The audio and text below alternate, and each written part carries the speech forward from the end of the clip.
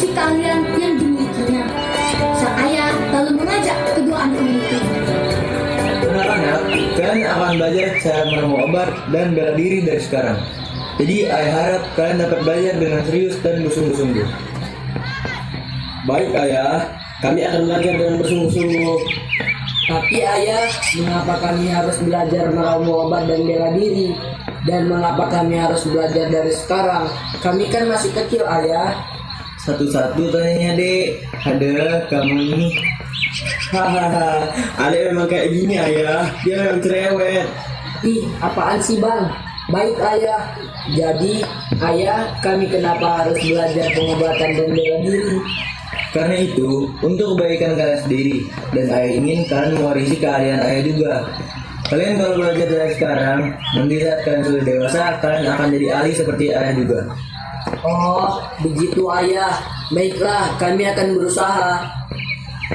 Sejak saat itu, ayah tekun mengajari mereka cara meramu obat dan bermain silat sejak masih kecil. Hingga akhirnya mereka tumbuh menjadi pemuda yang gagah dan pandai mengobati berbagai macam penyakit.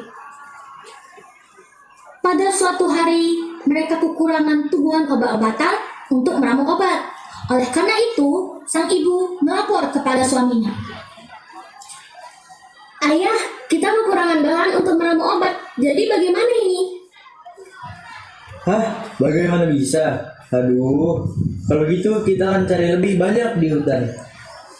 Baik ayah, tapi bagaimana jika di hutan ada binatang buas? Karena kemarin saya mendengar dari gosipan para tetangga bahwa seorang wanita dan anaknya dari desa sebelah pergi ke hutan. Namun mereka ditemukan tidak menyala lagi. Bagaimana kalau itu ulah dari binatang buas? Alah, yang paling itu hanya kabar angin. Lagi pula saya itu ahli bela diri loh. Jika ada bahaya nanti saya bisa atasin. Udah, sekarang cepat siap-siap sana. Baiklah, kalau begitu saya kabari dulu anak-anak kita. Anak-anak, ibu dan ayah akan pergi ke hutan.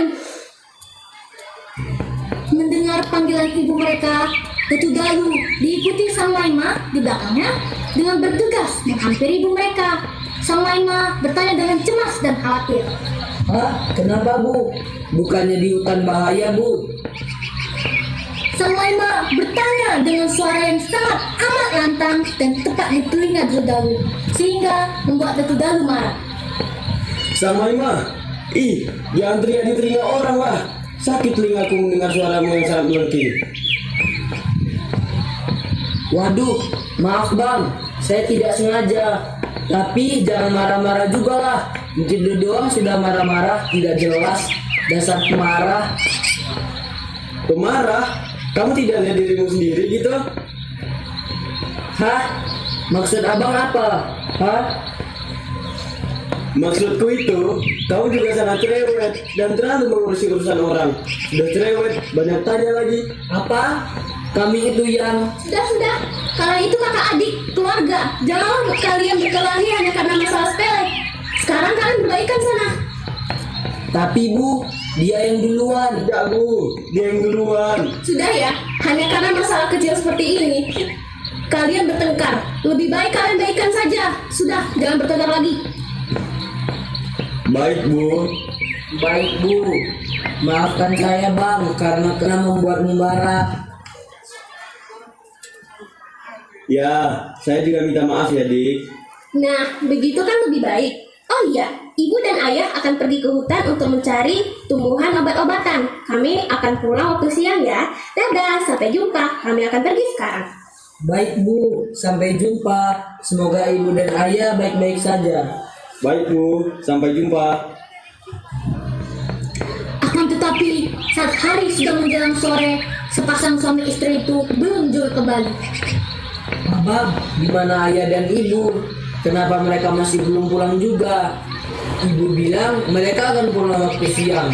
Lalu, mengapa mereka masih belum pulang juga? Ah, udahlah. Kamu berisik sekali dari tadi. Kenapa malah tanya kepada aku? Aku juga tidak tahu lah. Bagaimana kalau kita ke hutan untuk mencari saja? Saya juga khawatir ini. Baik bang, ayo kita cari ayah dan ibu. Akhirnya, Tetugalu dan adiknya memutuskan untuk mencari kedua orang tua mereka. Sesampainya di hutan, mereka menemukan kedua orang tua mereka telah tewas diterkam harimau. Sang Maima dipenuhi perasaan sedih, terkejut, dan bingung. Sang Maima lalu bertanya kepada abangnya dengan perasaan yang histeris. Bang, ayah dan ibu, mereka sedang diterkam harimau. Bagaimana ini? Sudah, diam kamu. Pertama-tama kita harus menakuti harimau itu. Menjauhlah kamu hai harimau dari ayah dan ibu kami. Para kakak dan beradik itu pun berusaha untuk menjauhkan harimau itu dari orang tua mereka dengan cara memukul harimau tersebut menggunakan tombak yang mereka bawa. Syukurnya, harimau tersebut adalah hewan yang takut kepada manusia, walaupun ia adalah hewan buas yang baru saja menerkam dua orang. Aduh, ada dua manusia yang membawa tombak. Saya harus pergi. Namun, bagaimana dengan makananku? Sudahlah, lebih baik nyawa saya daripada makanan itu sekarang. Dikarenakan mereka sudah mencoba memukulku menggunakan tombak sialan itu. Saya harus melarikan diri sekarang. Pada akhirnya, mereka berhasil mengusir harimau tersebut. Namun, ketika mereka memeriksa tubuh orang tua mereka, mereka menemukan bahwa tubuh orang tua mereka hanyalah sebuah mayat saja. Dik, kita sudah terlambat. Sekarang, mari kita bergegas membawa mayat mereka sebelum malam. Tetugalu dan Sang Maima merasa sangat sedih atas kehilangan kedua orang tua tersayang mereka. Namun, itu tidak menutupi bahwa saat itu hari sudah hampir malam dan ditakuti bahwa nanti akan muncul lebih banyak binatang buas. Aduh, benar juga. Ayo mari kita bawa mereka dan mengabari orang-orang di sekitar desa. Dengan sekuat tenaga, kedua abang dan adik itu membopong mayat orang tua mereka pulang ke rumah. Usai acara penguburan, ketika hendak membagi harta warisan yang ditinggalkan oleh orang tua mereka, keduanya baru menyadari bahwa orang tua mereka tidak memiliki harta benda, kecuali sebuah tombak pusaka. Menurut adat yang berlaku di daerah itu, apabila orang tua meninggal, maka tombak pusaka jatuh kepada anak sulung. Sesuai hukum adat tersebut, tombak pusaka itu diberikan kepada Datu Galuh sebagai anak sulung. Pada suatu hari, Sang Maima ingin meminjam tombak pusaka itu untuk berburu rusa di hutan. Ia pun meminta izin kepada abangnya. Bang, bolehkah aku pinjam tombak pusaka itu? Coba bang pikirkan, bagaimana kalau tombak itu dibawa berburu? Tombak pusaka itu pasti dapat menusuk hewan buruan kita dengan hebat. Apalagi tombak itu merupakan tombak yang sangat tajam dari seluruh tombak yang ada. Saya setuju dengan apa yang kamu katakan, Dik. Tapi pasti kamu ada maunya kan? Emangnya kamu mau melakukan apa dengan tombak pusaka saya? Hehe, abang tahu saja. Saya ingin memakai tombak itu untuk berburu rusa. Di mana emangnya kamu ingin berburu rusa, Dik? Bagaimana lah abang ini? Ya tentu saja di hutan lah bang. Mau gimana lagi? Baiklah, aku bersedia menjamkan tombak itu. Asalkan kamu sanggup menjaganya dan jangan sampai hilang. Baiklah bang, aku akan merawatnya dan menjaganya dengan baik. Setelah itu, berangkatlah Sang Maima ke hutan. Sesampainya di hutan, ia pun melihat seekor rusa yang sedang berjalan melintas di depannya. Tanpa berpikir panjang, dilemparkannya tombak pusaka itu ke arah binatang itu. Ia melempar tombak pusaka itu tepat mengenai lambungnya. Sang Maima pun sangat senang karena dikiranya rusa tersebut sudah terjatuh. Bagus, rusa itu akan tumbang. Wah, saya bisa memamerkan hasil buruan kepada abang. Dia pasti iri. Hahaha. Yang terjadi, ternyata rusa tersebut melarikan diri masuk ke dalam semak-semak. Oh tidak, celaka. Tombak itu terbawa lari. Aku harus mengambilnya kembali. Gumam Sang Maima dengan perasaan cemas. Ia pun segera mengejar rusa tersebut. Tetapi pengejarannya sia-sia. Ia hanya menemukan gagang tombaknya di semak-semak. Sementara mata tombaknya masih melekat pada lambung rusa yang melarikan diri itu. Sang Maima mulai panik. Waduh, gawat. Abangku pasti akan marah kepadaku jika mengetahui hal ini. Apalagi yang tersisa hanyalah gagangnya saja. Sudahlah, saya pulang saja dahulu.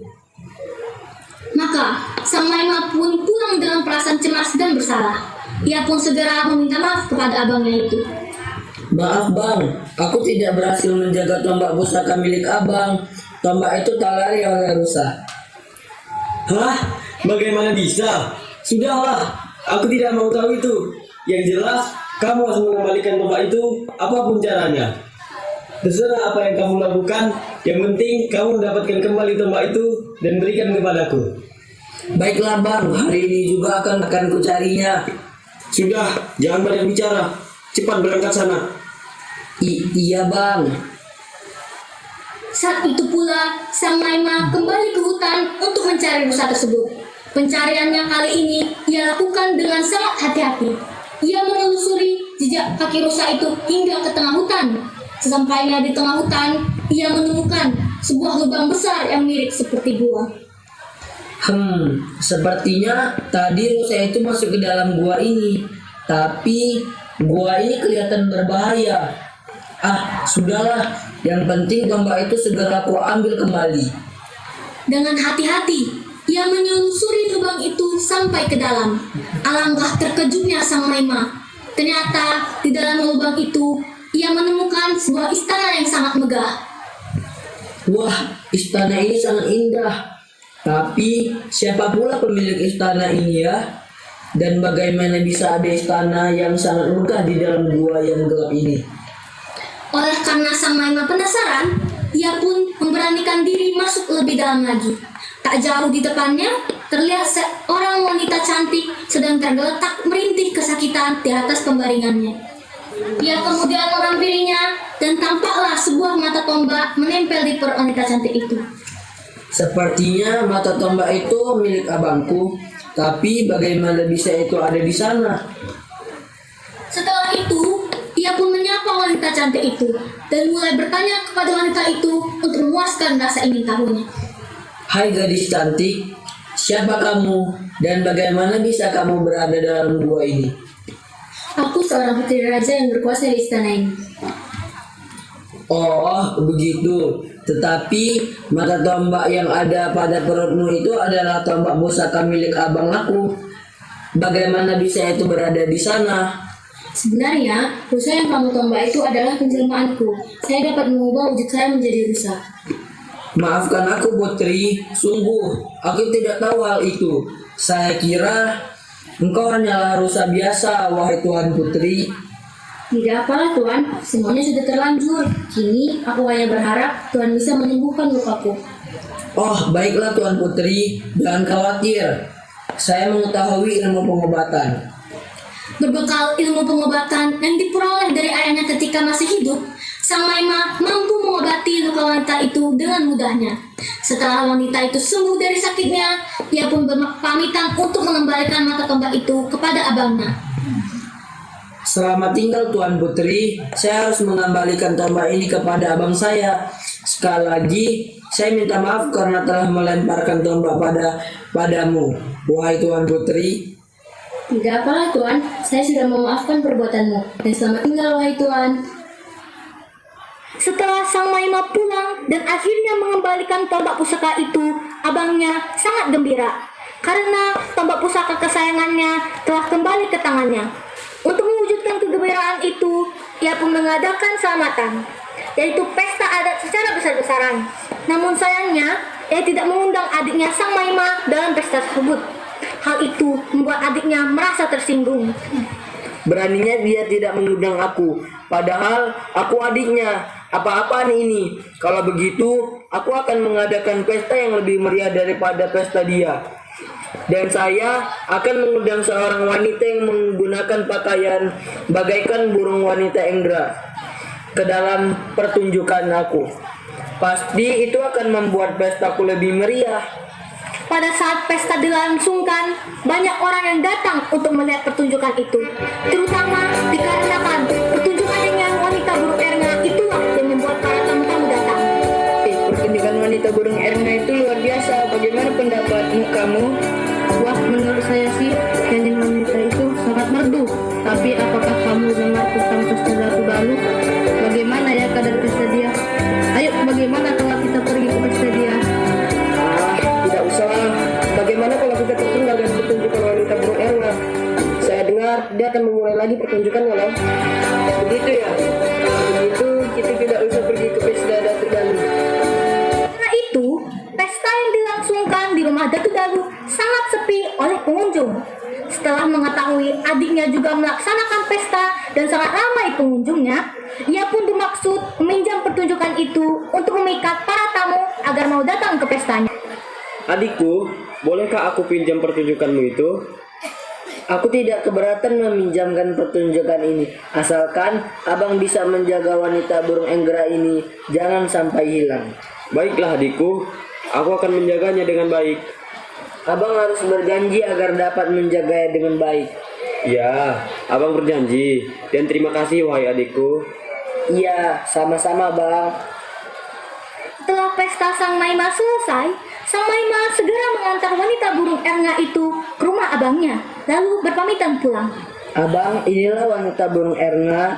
Saya akan serahkan padamu bang. Jagalah dia. Baiklah dik, tenang saja. Saya akan menjaganya. Sampai jumpa wahai adikku. Sampai jumpa bang. Baiklah wanita burung Erna, mari ikuti saya. Tempat pertunjukan kamu akan ada di sana.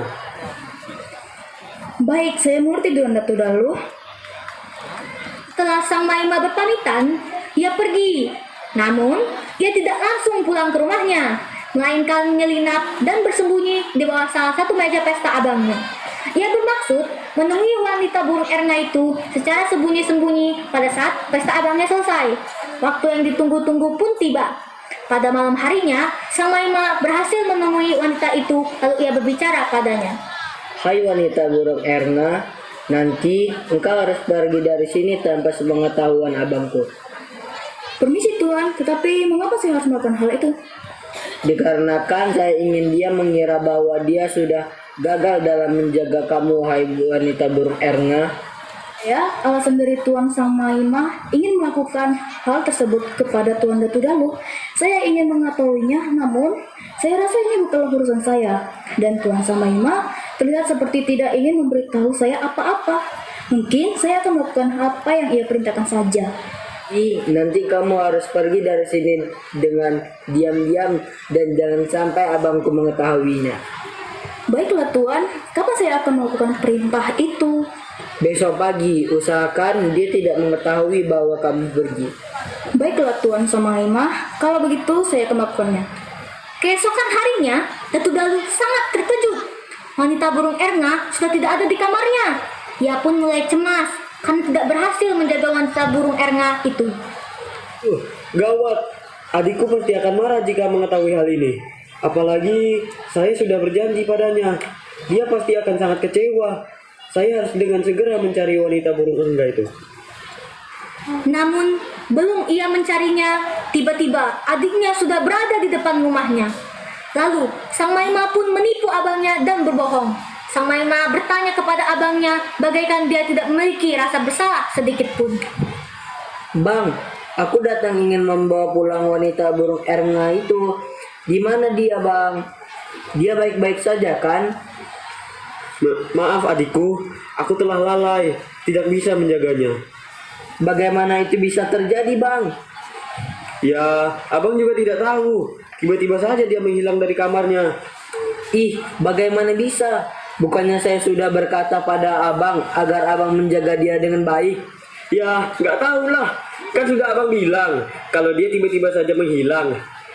Sudahlah, saya gantikan memakai uang saja. Hah? Uang? Saya tidak mau uang.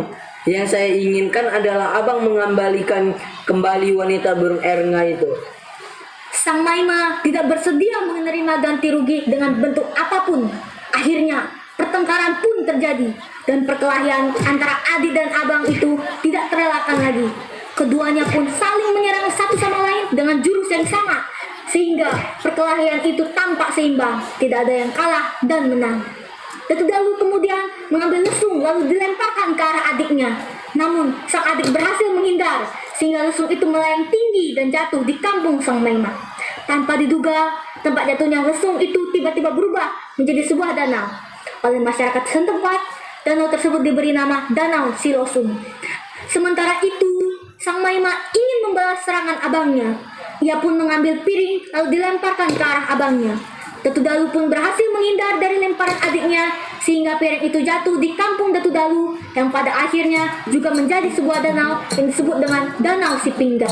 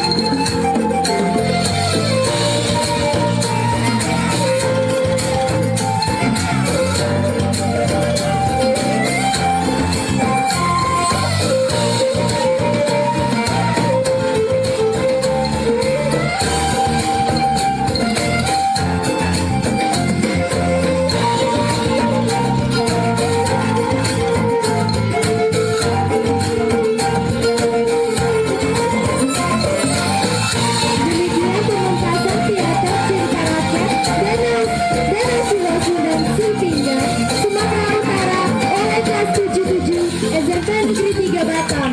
Tim 1 yang terdiri dari sutradara, juru kamera atau gerak, penulis naskah. Tim ini yang membuat, menyusun, merancang naskah dan dialog, serta mengatur aktivitas pelakon teater di panggung. Tim 2 adalah tim busana yang merancang busana setiap karakter dan membuatnya dalam menjahit tangan dari bahan pakaian bekas yang masih layak. Tim 3 adalah tim properti, bertugas merancang dan membuat properti sesuai naskah teater dengan memanfaatkan bahan yang mudah didapat juga murah. Tim 4 yang juga penting adalah tim juru suara yang mengolah audio dialog dan audio efek menggunakan software Filmora. Tim 5 tentunya para pelakon yang segala upaya memerankan karakternya dengan penuh penghayatan. Lalu produser gimana? Apa perannya? Produsernya tentunya lalu kelas 77. Perannya bukan mengajari, tapi memfasilitasi dan memberikan pertanyaan-pertanyaan romantik sehingga siswa terbuka pola pikir, imajinasi, dan kreativitasnya. Kok begitu? Inilah pembelajaran model proyek pembuatan profil pelajar Pancasila. Terima kasih.